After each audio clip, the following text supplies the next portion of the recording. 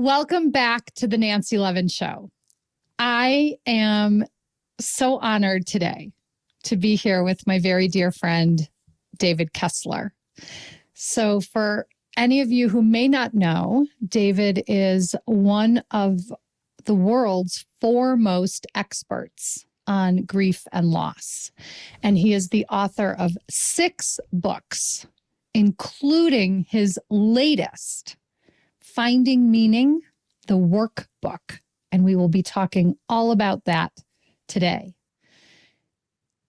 One of the things I want you to know is how dear David is to me, how our friendship continues to fuel me, and how his deep sense of compassion and understanding makes him a gift for us all. There's something I want to share with you about David, because he came to the work of grief and loss honestly through his own personal experience as a child, witnessing a mass shooting while his mother was dying in the hospital. And this was really a foundational point for him. And he has shared his wisdom, his heart, to help so many of us through our grief. And despite his vast knowledge and experience of grief, his life was turned upside down when his own son at 21 suddenly died. And so David comes to his work as an expert in grief, as a practitioner of grief and loss as well. And he's here today to share with us about his new grief workbook. And I'm really grateful for my friendship with David, and I'm grateful to bring him here to you, because I suppose, one of the things I often think about is we often will say, if you think your book is for everyone, it's for no one. And yet, David, I would say over and over again, all of your work is for everyone, because the truth is we are all going to experience grief and loss in our lives. And so I welcome you here today. Thank you, Nancy. Thank you so much. It's interesting. I think of our old friend Louise and paying attention to what we say and what we think. And when you started talking, I almost went, stop, you're going to make me cry. And then instead I went, just be touched by what Nancy says. Just be touched by the love. So thank you, Nancy. Thank you so much. And I want to say right at the top, for anyone who's listening going, oh, but I'm not in grief. No one's died. Grief is always the death of something. Maybe the death of that romantic relationship, the death of the friendship, the death of the job. Grief is always a change we didn't want. Right. And so I want to just keep people really open to all these changes, and even things I think people don't think about, that like there was the death maybe of your innocence in your childhood because of abuse. Yeah. Maybe there was grief because of so many losses, abandonment, things like that. And the interesting thing is, and I've been talking about this, there's one death we can bring ourselves back from. And anyone who's been in a relationship with a narcissist, that is often the death of oneself. Yes. And you have to find yourself again and grieve that. So grief is such a small word for so many things. I really appreciate you sharing that, because I know that when I was going through my divorce, I certainly felt grief around that, grief around a plan I thought I was living that changed. And then something I know that, you and I have talked a lot about, which I feel really in the heart of exploring right now is not only compounding grief. So how, if a grief is alive in the moment, it tracks back to previous griefs. Like for me, everything will track back to my brother dying, always. And then sort of at the other end of the spectrum, anticipatory grief. The grief I'm expecting to feel right now, specifically around my parents and their aging and their health. And so I feel like I'm always in this relationship with grief, whether it's past grief compounding or future grief not here yet. It's so true. It's fascinating to me, like in our daily lives. And it's one of the hopes that I have for this book, this workbook, is to help people get in touch with so much of that. I have to tell you, I was just in New York, and there's someone I wanted to see. I knew they were in the middle of a big project of their own. They were busy. And I got to tell you, I was ruminating about it. And I was on it in an unhealthy way, Nancy. Yep, I get it. Like, oh my gosh, I've come all the way to New York. You can't find 10 minutes, and they better not have posted about anything, because I'm like, really? And the interesting thing is I was on my way to a relationship retreat to speak. And I was like, you have got to attend to this before you speak to these folks. You've got to show up like practicing what you're preaching. Mm-hmm. And I kept going, what's this about? What's this about? Why is this person being busy? Why is it driving me so crazy? Well, and finally it hit me like he just wasn't there for me. And I went, oh, he wasn't there for me. Oh, can I find that in my past? Can I up? Then all the abandonment opened up. Of course. And there's all those wounds. Just asking for another layer of healing. And the goal is to really be aware of that, work through that so that I can get to a place. And interestingly enough, once I got to that, the person said, oh, by the way, but I'm going to be in LA in a week. Can we get, like, the moment I broke through, it shifted. I so appreciate you sharing this. So many things are coming up. First is, there's that expression, when we're hysterical, it's historical. And I have to tell you, I think it's, what's the word? I think it's a judgmental saying, just because, oh, you're hysterical. And I think it's really about when the emotions, and it's hysterical, you're historical, says it so well. But ideally, what it really means is our reactions and our emotions aren't right-sized for the situation. Yeah. My friend was busy, period. That was all that was. I brought so much more to it. And whenever, like you said, there's this heightened intensity, what a clue that is that we're dealing with old losses. Absolutely. And what's happening is we bring our meaning-making machine to everything. So we are making everything means something about us is what's really happening. So of course, his unavailability, it wasn't about him. It was about what are you making this mean about you, that he's unavailable to you? And then what does it track back to? And we can then look back and connect all the dots. And what I really hope to do with this workbook is just put a question mark in there. I hear that story of how dare they not be available for me. Can you just put a question mark in there? Could there be other stories? Right. Could there be other stories?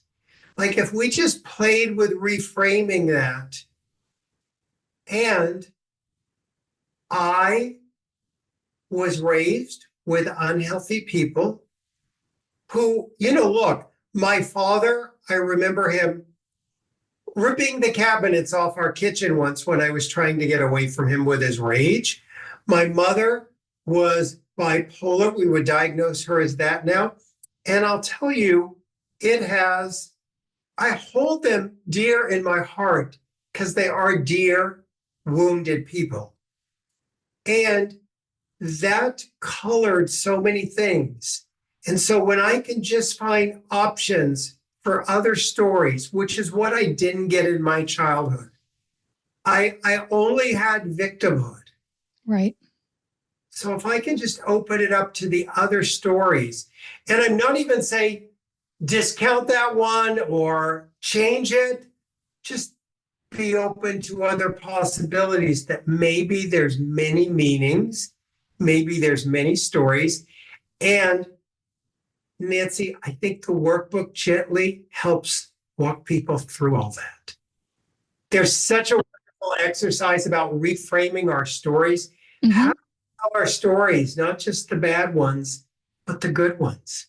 And that's such an important point, because I think so many of us are quick to override the good, to default to the negative. I mean, science has proven we have a negativity bias in our brain. It is our default.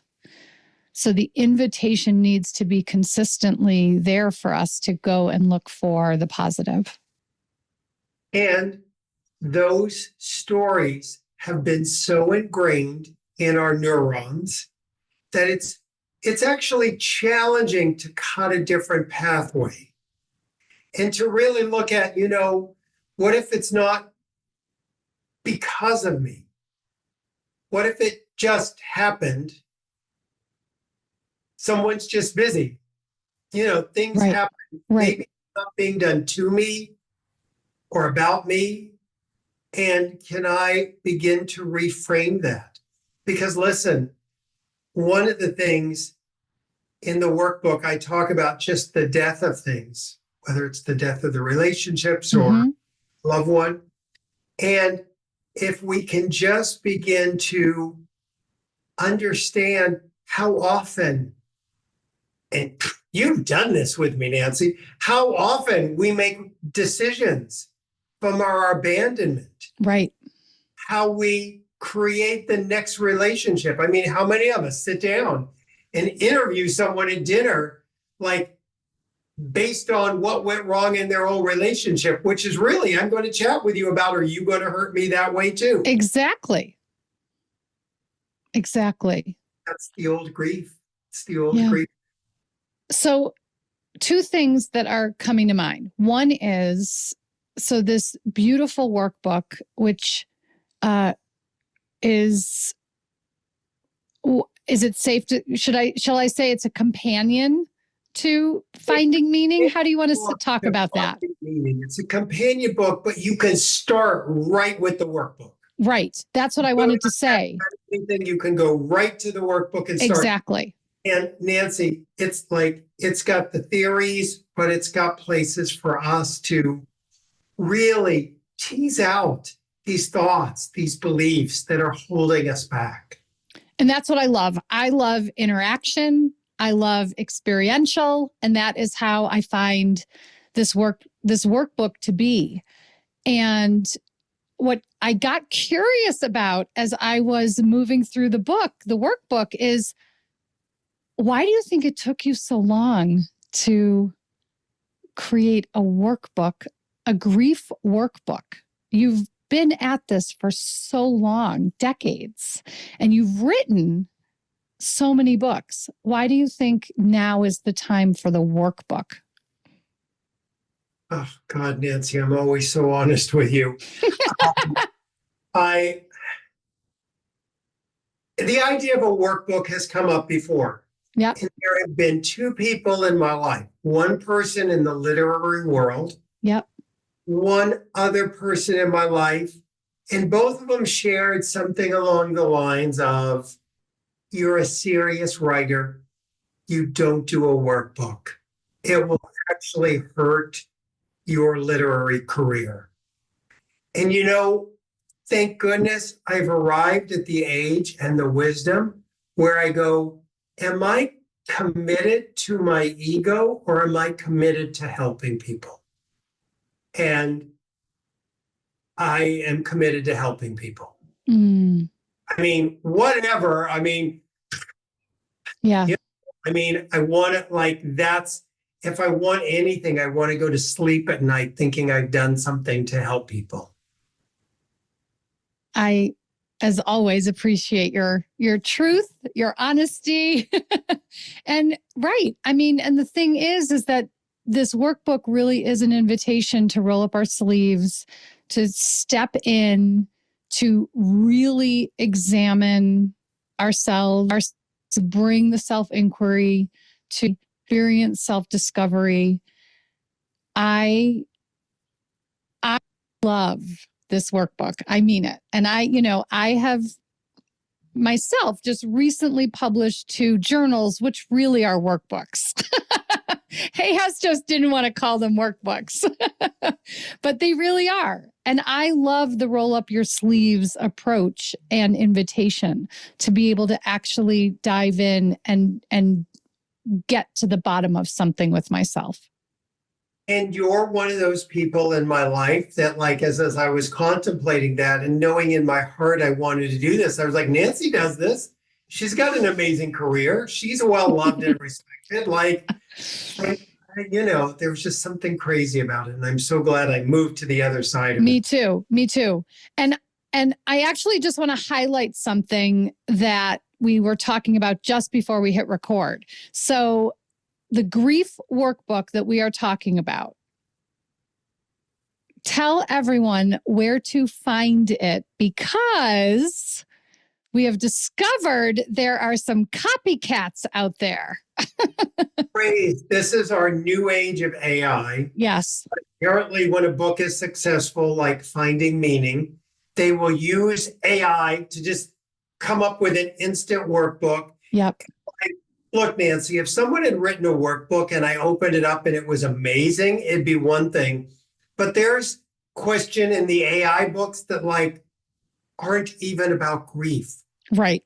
Like, wait, did latched on to something else.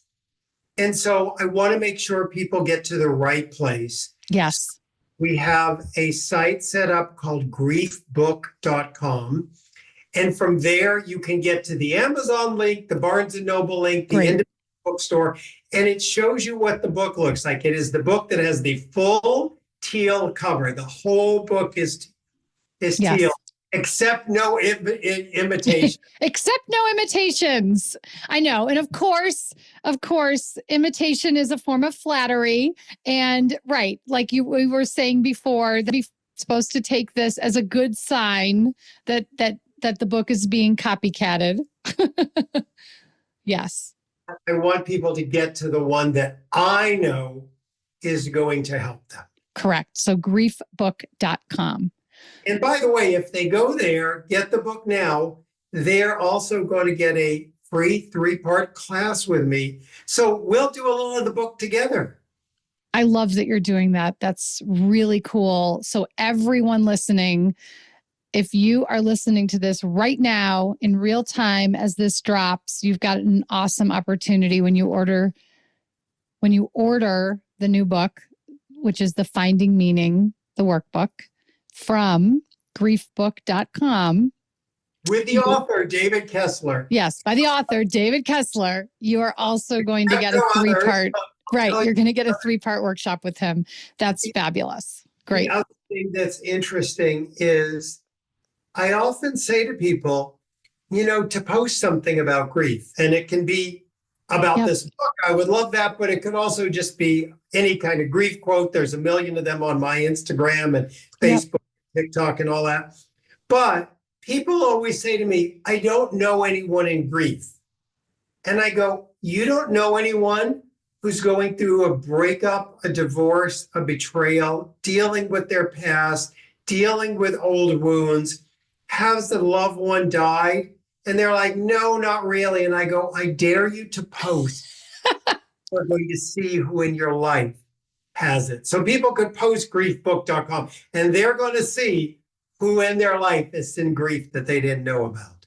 I fully, wholeheartedly agree with this concept that you're sharing here, because I think we are every day grieving something. And there's something about grief that to me, and this is sort of like just coming to me in this moment, we talk about trauma, like big T, little t trauma. I think grief is not that different. I think there's like big G grief and little g grief, or, big L loss, little L loss. And it's not even about, the size isn't even about the impact. It's just the way that we tend to relate to, my grief isn't as bad as yours, so I shouldn't count it. And I wonder, speak about that. That's one of the big questions I get all the time. I know. Which is the worst grief? Right. Is it a loved one dying? Is it a child? Is it a murder? Wait a minute, is it divorce where they're on the planet rejecting you every single day still? Is it a horrible betrayal that you've lost your trust? And I always say, the worst grief is yours. Yes.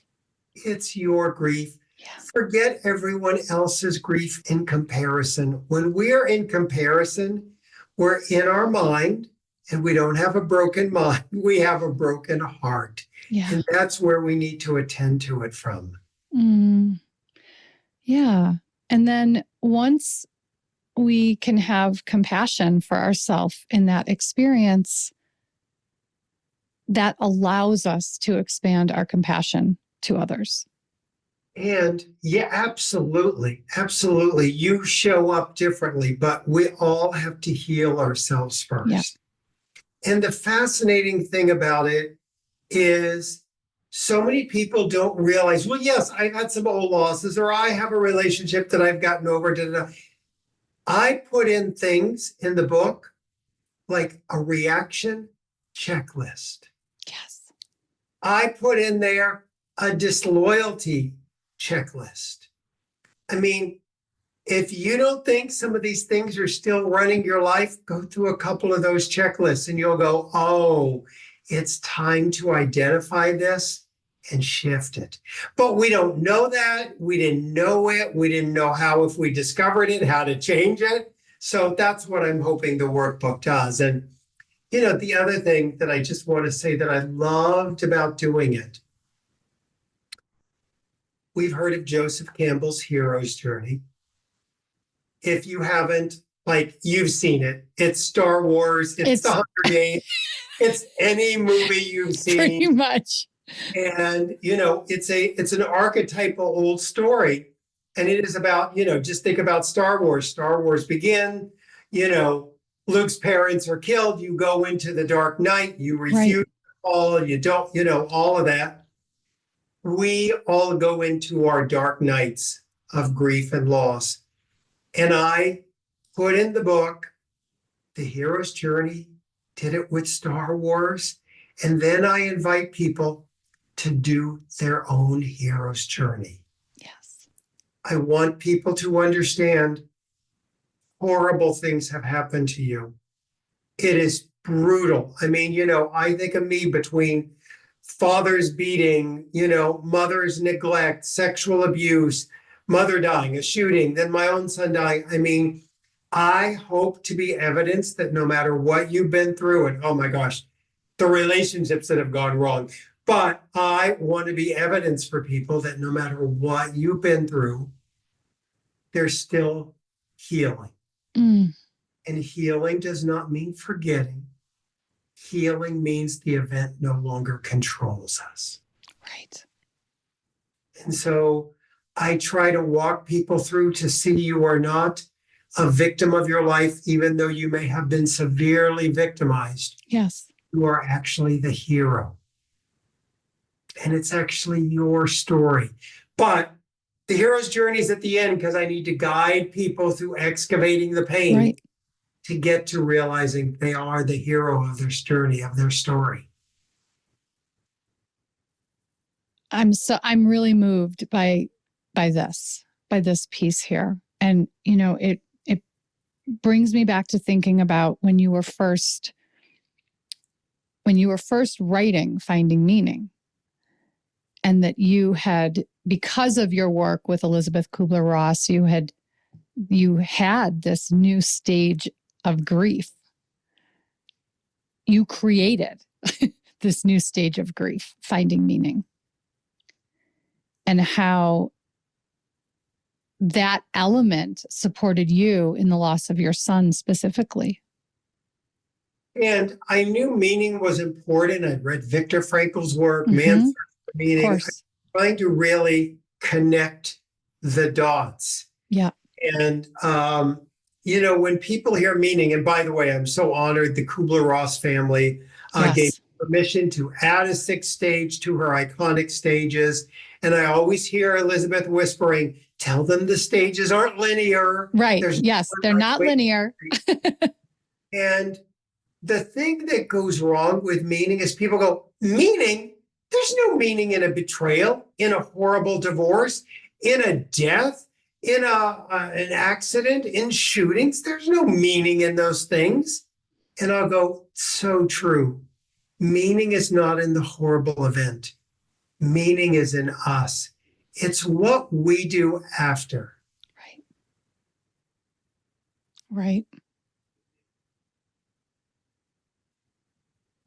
Something that's popping in my mind here, and I'm curious, and I know we've spoken about it in other contexts, but the way that you were bringing it up in terms of the hero's journey element here too, in terms of the stages of grief, in terms of finding meaning, in terms of our own processing. Let's just talk a little bit about forgiveness. I think one of the biggest things that goes wrong is we try to forgive ourselves for something that was actually not our fault and not in our control. And it doesn't work. And people think they're doing forgiveness wrong, and they don't realize they're doing forgiveness on a false guilt, right, on a judgment. So I got to tell you, the people I work with who have so much guilt and they're trying to forgive themselves, it actually didn't contribute. I know you think if you would have been in the car with them, they wouldn't have died. I know you think if you had attended to the kids a little more and been, less mom and sexier wife, they'd still be with you, or husband, not so much a workaholic or whatever. I know you think that, and you might go to trying to forgive yourself, but it glitches because it's not the truth. Right. Now, one of the things I invite people to do is to go through some steps in the workbook on their guilt. Mm. And a lot of times they find out it really wasn't them. It wasn't them. Now, look, in 99.1% of the case, someone is like, yes, I picked up the gun and shot them. All right. Yes, of course, you have to forgive yourself. But just around the piece of that, I just want to say to people, if you've worked on forgiveness, and forgiveness is beautiful and helpful and so important, but if it's glitching, just consider there might be a possibility you didn't do anything wrong, and that's why you're having a hard time. Now, with all that said, oh my gosh, there's many times we do have to forgive ourselves. And there's such a human element to life, and we don't give ourselves the grace to be human. Mm. Yeah. I mean, okay, look, I was talking to you before the show. I have judgment about how I handled another interview. Can I have grace with myself? That, gosh, in the human experience, I'm probably not going to do every interview well. And isn't that okay? And if I did everything right, I lose something human about this life. And we are here to make mistakes and get it wrong and enjoy the fullness of the good, the bad, and everything in between, and to realize even good and bad are stories. They're meanings we're making up. I'm like tearing up, legitimately. And you want to know what it is? I'm having like a moment here where you sharing so honestly and transparently about the truth reminds me of a time when neither one of us would have done that in a public setting. Yes, correct. And how powerful, how potent it is to be able to be here revealed. Because I think that really is, that is at the heart of the work. Whether it's, finding meaning, whether it's grief and loss. And then I'll, because I do, I'll just tie it in with all the shadow work because I think it's so intertwined. But being willing to look at what's true instead of what's the story I'm telling myself, because the story I'm telling myself is what causes the suffering. And so not hiding really is where I'm coming at. Like I feel us together in our no longer willing to hide-ness. To have compassion for ourselves, for everyone listening, because it didn't feel safe until this moment. Now I'm going to tear up. It didn't feel, we're doing therapy, Nancy. I know. If you ever want to know what our calls are like, this is what they're like. This is what they're like. The moment wasn't safe enough till now. Right. And, for anyone listening, if you haven't been able to be your authentic self, just know it wasn't safe enough yet. And it might not be safe enough still, but inch by inch. I mean, Nancy, you and I have been on a slow reveal. Maybe sometimes it feels like a fast reveal, but it really is. All of us are so raised to be other-oriented. Yep. And to be the pleasers, the hypervigilance, the aware, the predictors, the protectors of everyone. And we've lost ourselves. And then we're curt and hurtful. And we're this and we're that. And we don't even know those critical voices in ourselves aren't even the true us. It's not even who we are. Mm. I'm really moved. I mean, this is really a sweet moment to feel so deeply, because I feel like that might, who knows, it might be also part of the timing of why the workbook coming out right now is so important, because where you are in your own process, with your own grief, with your own loss, with your own work, and no longer feeling the need to conceal what you used to and standing in the revealing. I know for me, I feel that way too. And this invitation of this workbook is really profound for each one of us, so that we can really look at what is true, what is real, what meaning are we making, and what is the way forward, because it really ultimately is about mobilization and momentum in forward movement.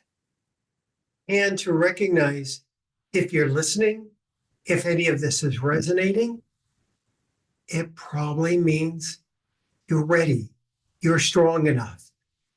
You could open this book. Yeah. And like I said, if people go to griefbook.com, we're going to do a 3-part series together that's absolutely a free series that goes along with the book to help you begin this walk, to release the old relationships, the childhood wounds, a million losses.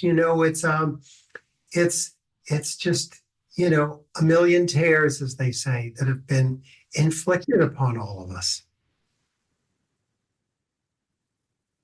I love you infinitely and appreciate you, and I'm grateful for you. And I'm just going to urge everyone listening to get your hands on this new workbook, griefbook.com. Go there, Finding Meaning, the workbook, get your hands on it. Do the free workshops with David that he's created in companionship with this workbook, and really give yourself the gift of your own undivided attention around grief and loss. And you're going to see the workbook says the word death, but I want you to translate. You have suffered the death of the childhood, the death of the relationship. It's all about all those losses we endure. And Nancy, I love you and I so appreciate you, and nothing like us crying together privately or public. I love it. Okay. Thank you, Nancy. Everyone go to griefbook.com and grab the workbook now. I love you, David. And everyone listening, I'll be back with you again next week. Thanks, everyone. Thank you.